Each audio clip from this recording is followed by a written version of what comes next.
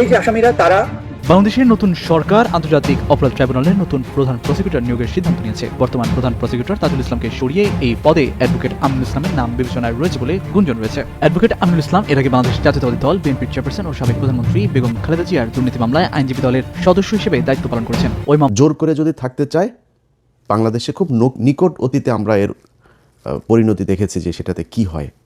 BNP সেই পরিণতি ভোগ করতে হবে যদি তারা জোর করে ক্ষমতায় থাকতে চায়।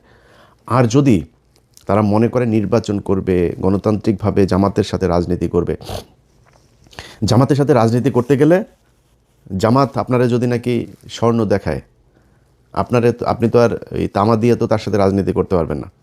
জামাত রাজনীতি করে নিজের পকেটের টাকা দিয়ে তারপরে সংগঠন চালায়, আর আপনি চাঁদাবাজির টাকা দিয়ে সংগঠন চালাবেন, এরকমই হবে। এই যে রবিউল ইসলাম ভাই উনি একটা কথা বলেছেন, মানে উনি কথাটা হয়তো খুব কৌশলে, এর আগেও তো এই চাঁদাবাজি হতো, ওবায়দুল কাদের কোনোদিন স্বীকার করেছে, এইভাবে বলেছে কখনো?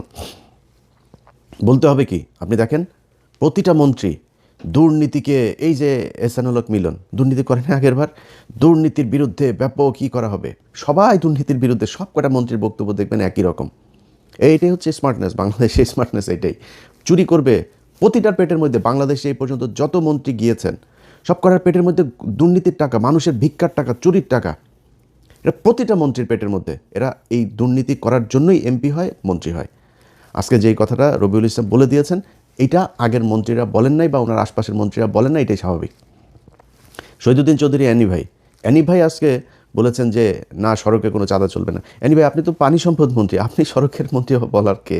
সড়কের মন্ত্রী বলে দিয়েছেন চাঁদাবাজি চলবে, অতএব চলবে। এটারা আপনি এখন কালকে হয়তো উনি বক্তব্যটারে সুন্দর করে বলতে পারেন, তারেক রহমান হয়তো একটা থ্যাতানি দিলে হয়তো বলবে সুন্দর করে, বা এই ধরনের কথার ভবিষ্যতে বলবেন, কিন্তু চলবেই চাঁদাবাজি। উনি খুব স্পষ্ট করে বলেছেন যে সরকারি দলের যেই শ্রমিক সংগঠন, তাদের দল চালাতে টাকা লাগে। বক্তব্য কিন্তু খুবই স্পষ্ট। শ্রমিক সংগঠনের এই সারা দেশে বিশাল আকারের আপনার সংগঠন, এই যে চান্দা আব্বাস ছিল শ্রমিক নেতা, তো এরা তো শ্রমিক না, এরা তো চলে। তো এরা কিভাবে চলবে? এরা চলতে হইলে আপনার ওই চাঁদা তুলতেই হবে, এই ছাড়া কোনো উপায় নেই। সো আপনাকে রাস্তা দুইটা, হয় নিজে চাঁদা দিয়ে তারপরে দল চালাবেন, নাহলে চাঁদাবাজি করবেন, এছাড়া বিশাল এই দল চলবে না। এখন জামাত ইসলাম কি করে, নিজেরা চাঁদা দেয়, দিয়া তারপরে দল চালায়। একজন রুকন, তার বেতন যদি হয় 1 লাখ টাকা, প্রতি মাসে 5,000 তাকে মাস্ট তাদের কোষাগারে দিতে হবে। এটাই ওদের রাজনীতি। এখন এরকম একটা রাজনীতি করার দলের সাথে আপনি চাঁদা নেওয়া রাজনীতি করবেন, মানুষ তো সেটা সহ্য করবে না। সো সেক্ষেত্রে আলটিমেটলি যেটা হবে সেটাই। সো রাস্তা আপনার হাতে দুইটা, একটা হয় আপনাকে রাজনীতি চেঞ্জ করতে হবে, এই আপনাদের যে পলিসি সেটা চেঞ্জ করতে হবে, করে নিজের পকেটে টাকা দিয়ে নিজে রাজনীতি করবেন, অথবা শেখ হাসিনার মতো ফ্যাসিস্ট হবেন, জোর করে ক্ষমতায় থাকবেন, কোনো কথা শুনবেন না, কিছু হলেই বলবেন যে সংবিধানের দোহাই, কারণ আপনাদের 2/3 আছে এখন, এবং এই 2/3 তো আপনাদেরকে খুব পরিকল্পিতভাবেই দেওয়া হয়েছে। এই ডক্টর ইউনূস আপনার যেদিন লন্ডনে যায় সেদিনই তিনি নির্ধারণ করে দিয়ে এসেছেন যে বিএনপি ক্ষমতায় যাবে, তাদেরকে 2/3 দেওয়া হবে, যত দুর্নীতি, চাঁদাবাজি, ধান্দাবাজি এই তত্ত্বাবধায়ক সরকার যা করে গিয়েছে এটার বিরুদ্ধে বিএনপি কিছু বলবে না, সবাইকে সেফ এক্সিট দেবে, যে দেশে থাকতে চায় দেশে থাকার ব্যবস্থা করে দেবে। এরাও থাকবে না বেশি দিন। আসিফ নজরুল ধরেন দেশে আছে, এখন থাকবে না। ওই যে আইসিটির ফয়েজ তায়েব চলে গিয়েছে, এগুলো সবগুলির একটা একটা করে কী কী আকাম কুকাম করেছে এই এখন ধরবো। ক্ষমতায় যখন থাকবেন তখন বলতে না পারলে ক্ষমতার পরে তো বলতে পারবো। সো এখন ধরা হবে একটা একটা করে। ফয়েজ তায়েবরে নিয়ে কাজ চলছে। তো এই আসিফ নজরুলরা এরা 2 দিন পরে দেখবেন চলে গিয়েছে, টাকার তো অভাব নাই, দেশে থাকবে কেন? বউরে দিয়ে আপনার কালেকশন করাই তো, নিউজও তো হয়েছে, আপনারা দেখেছেন। তো এখন এই যে এরা ওই সময় বলে করে দিয়ে গিয়েছে যে তোমাদেরকে 2/3 দেওয়া হবে, 2/3 দিয়ে সংবিধান এবার যেমনে মনে চায় তেমনে তারা কাটছাট করে তাদের মতো করে সংশোধন করবে। এইটাই ছিল হয়েছে যে এই তত্ত্বাবধায়ক সরকারের মূল এজেন্ডা। এর বাইরে এই যে সরকারটা গেল 1.5 বছর, 1.5 বছরে বহু কিছু করা সম্ভব। সবচাইতে দুর্বল আর দুর্নীতিগ্রস্ত একটা তত্ত্বাবধায়ক সরকার ছিল, যেটার আমরা বিপ্লবী সরকার বলতাম, সেই বাঞ্চুরটা ছিল সবচাইতে বেশি দুর্নীতিগ্রস্ত। এদের মতো দুর্নীতিগ্রস্ত আর একটা সরকার এই পর্যন্ত বাংলাদেশের তত্ত্বাবধায়ক সরকারে আসে নাই। এমনকি এই যে মঈনুদ্দিন ফখরুদ্দিনের যে সরকার না, আমার তো মনে আছে এদের চাইতে বহু সততা নিয়ে তারা কাজ করেছে। তো তারা আমাদের হাতে এখন ঝুলাই দিয়ে গেল একটা দুর্নীতিগ্রস্ত সরকার, এটার নিয়ে এখন আমাদের থাকতে হবে। তো বাংলাদেশের মানুষের কাছে আমার একটা জিজ্ঞাসা থাকবে যে এই দেশের মানুষ কি মানে এই ঝাড়ুদার হয়েই থাকতে চান, চকিদার হয়েই থাকতে চান?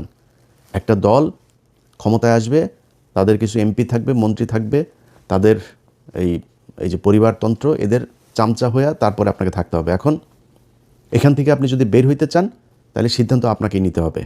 এই যে নির্বাচনটা হইল, এই যে রাজনীতি হয়, এই যে রাস্তায় ধর্মঘট, হরতাল, পিকেটিং, কোনো এমপির ছেলেকে আপনার পাশে পেয়েছেন যে সে রাস্তায় এসে তারপরে এটা করে? কোনো এমপির ছেলে আপনার সাথে এই যে ভোট কেন্দ্রে গিয়া তারপরে এই ভোট কেন্দ্র দখলের কাজে মারামারি করেছে, মানুষকে হুমকি দিয়েছে? কোনো এমপি এই নির্বাচনের সময় এমপি মন্ত্রী অনেকের ছেলে যারা এখন মন্ত্রী হয়েছে, এমপি হয়েছে, এদের অনেকের ছেলে দেশেই যায় নেই, ইউরোপে থাকে, আমেরিকাতে থাকে, অস্ট্রেলিয়া থাকে, কানাডা থাকে, পড়াশোনা করে। তাদের পাতলা পায়খানা হইলেও তারা সিঙ্গাপুরে যায় চিকিৎসা করতে। আর তোদেরকে বানায় রাখছে বোকাচোদা। তোরা পৃথিবীর সবচেয়ে বোকাচোদা জাতি। এটারে ওই মঞ্চে করে জনসভা করে না, বীরের জাতি, আমরা এই বীরের জাতি, 71-এর বীরের, সোগাটা ওইখানে মেরে দিছে তোদেরকে।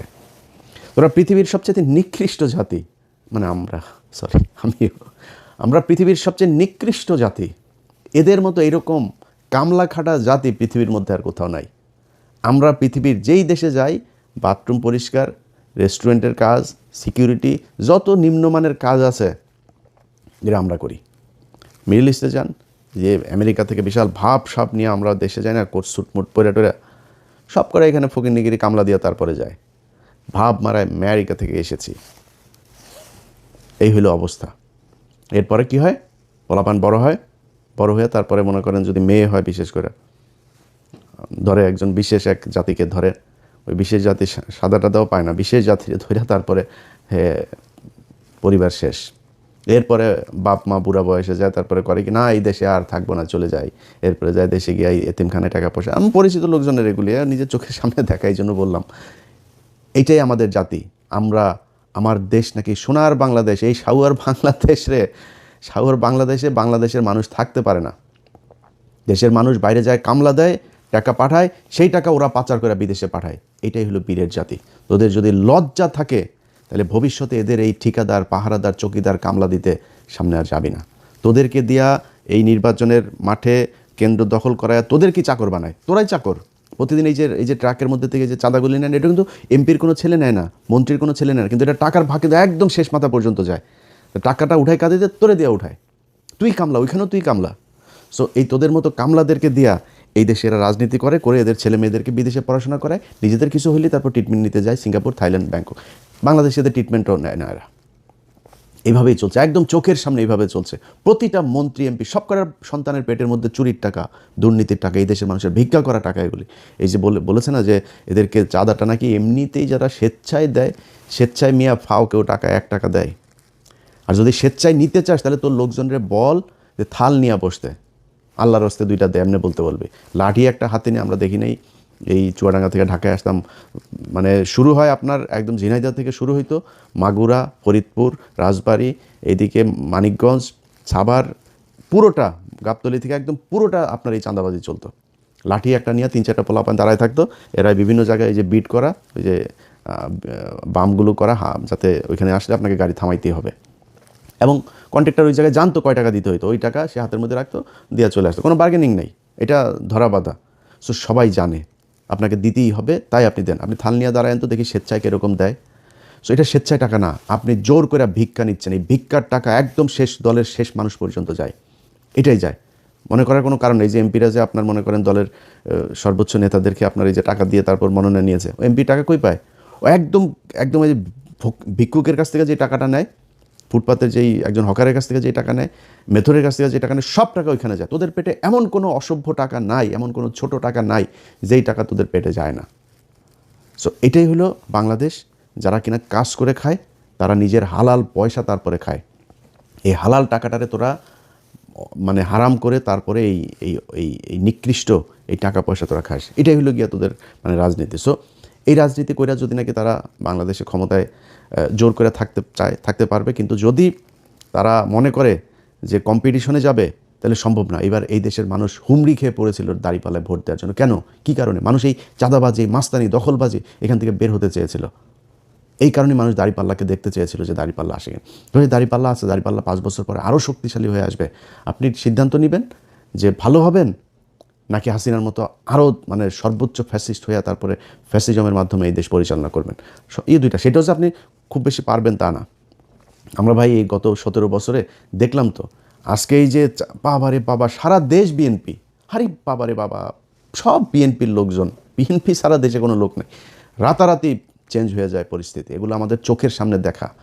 আমরা তো জীবনের অর্ধেক বয়স পার করে ফেলছি, আল্লাহ জানি না কতদিন বাঁচায় রাখবে। তো যদি ফুল বাঁচায় রাখে তাও অর্ধেক পার করে ফেলছি। এখন ধরেন এই সময়ের ভেতরেই খুব কঠিন কঠিন সময় আমাদের এই আমরা মানে খুব সৌভাগ্যবান বলেন আর দুর্ভাগ্যবান বলেন, আমরা কিন্তু অনেক কিছু দেখেছি এটা পৃথিবীতে হয়তো খুব কম জাতি দেখবে। আমরা হাসিনার মতো এরকম এক ফ্যাসিজমের পতন দেখেছি, আমরা কোভিড দেখেছি, 1/11 দেখেছি, অনেক কিছু দেখেছি কিন্তু আমরা। সো এই যে আমরা চোখের সামনে যেগুলো দেখলাম, যে অবস্থাগুলো, এগুলো আপনাদের জন্য উদাহরণ। এই উদাহরণ দেখে আপনি যদি ঠিক না হন তাহলে তো আর কিছু বলার নাই। আপনার আশপাশে আজকে যত মানুষজন দেখছেন, এই মানুষ আপনার পাশে ছিল না, থাকবেন, এটা আপনারা জানেন খুব ভালো করে। আজকে যে ব্যক্তি এমপি হয়েছে সে যদি মনোনয়নটা না পেতেন, বা আজকে ওই যে এই কাউয়া ইয়ের কথা দেখেন, ওই যে এই হারুন পাপিয়ার ঘর জামাইটা, এর আশপাশে কেউ আছে? ওই যে কুমিল্লায় মঞ্জুর মুন্সি বাড়িঘর জ্বালাই দিয়েছে নির্বাচনের পরের দিন, কেউ ঠেকাতে পেরেছে? কেউ তার পাশে আছে? কেউ পাশে নেই। আপনার পাশে যে চৌকিদার, দফাদার, সে যেই ছিনতাইকারী যেগুলো মাদক ব্যবসায়ী এগুলো থাকে, এগুলো সবাই ওই জন্যই, কিছু খাওয়ার জন্যই থাকে, এছাড়া থাকে না আপনার পাশে। সো আজকে যারা আছে এরা থাকবে না কালকে। আর জামাত ইসলামের এক নেতার সাথে কথা বলছিলাম, জামাত ইসলাম আমি বললাম যে ভাই মনে করেন আপনাদের উপরে আবার ফের সেই আগের মতো জঙ্গি নাটক টাটক সাজায় নানানভাবে আপনাদের উপরে প্রেশার ক্রিয়েট করা শুরু করলে কী করবেন? বলছে আমরা রাজনীতি ছেড়ে দেবো, আমরা মানুষ তৈরি করব, আমরা তো আর কিছু ধান্দাবাজির জন্য তো আমরা রাজনীতি করি না, আমরা সরে যাব। আওয়ামী লীগকে যদি তারা স্পেস দেয় নিয়ে আসে, তারপরে আওয়ামী লীগকে দিব রাজনীতি করতে। আওয়ামী লীগই বিএনপিরে সোজা বানায় ফেলার একদম যা রাস্তা সেগুলো তারা জানে এবং সামনে তারা করবে। ব্যাস শেষ। আমি শুনে তাজ্জব মেরে গেছি যে বলে কি, হ্যাঁ যদি এটা জামাত ইসলাম যদি এটা করে, বিএনপি যদি ধরেন এদেরকে নিয়ে আসে, জামাত ইসলাম যদি ওইটা করে, তাহলে বিএনপি বলে দল থাকবে না বাংলাদেশে, জামাত ইসলাম থেকেই যাবে। জামাত ইসলাম রাজনীতি করুক আর অরাজনৈতিক সংগঠন থাকুক, তাদের যে আদর্শ সেটা তারা বাস্তবায়ন করে নিয়ে যাবে। কিন্তু আপনি পারবেন না। আপনি ক্ষমতায় থাকলে আছেন, ক্ষমতায় না থাকলে নাই। আমরা এটা নিজের চোখে দেখেছি। এটা ককটেল ফোটার পরে কীভাবে সব দৌড় দেয়। কেউ ছিল না এদের পাশে। নিজের পার্টি অফিস, সেই পার্টি অফিসে পর্যন্ত যাইতে পারেন নাই। পার্টি অফিসের ঘরের হালকা করে এই কেচি গেটটা লাগে, আবার খোলেন, আবার এই চোর পুলিশ খেলা আমরা দেখেছি। এটাই তো বিশাল